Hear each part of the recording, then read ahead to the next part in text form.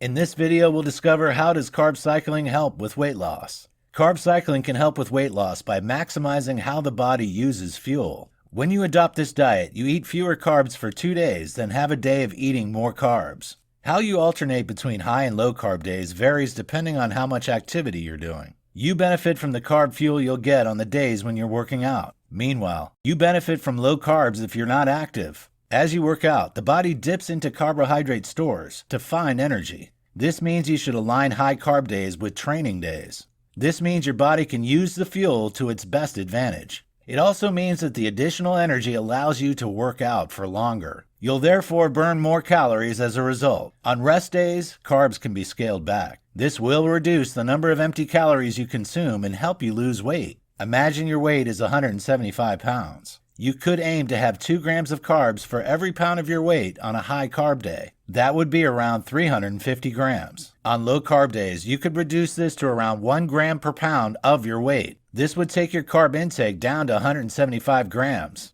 That doesn't mean there's a set amount of carbs you can eat on each type of day. Largely, it depends on what workout you're doing. It also depends on how frequently you're working out. You'll find plenty of advice online. However, you'll need to tailor your carbohydrate intake to your own needs. Your metabolism will decrease or increase depending on your macronutrient and calorie intake. If you eat enough carbs at the correct time, your metabolism is reset. This triggers your body to release leptin and thyroid. These are the hormones which regulate your body weight. The standard American diet is very heavy in carbs. This can produce a negative effect, stimulating the release of insulin too often. As a result, weight gain can occur and conditions like diabetes can develop. Low-carb days encourage your body to use all its glycogen, stored carbs. It switches to burning ketones, body fat, as fuel. When stored fat is burned, weight is naturally lost. Every carb cycling diet plan is different. You need to choose the one that meets your own goals. A standard plan will keep your carb intake very low for 2 to 3 days. It will then increase your carb intake for a day. That day should involve some intense activity.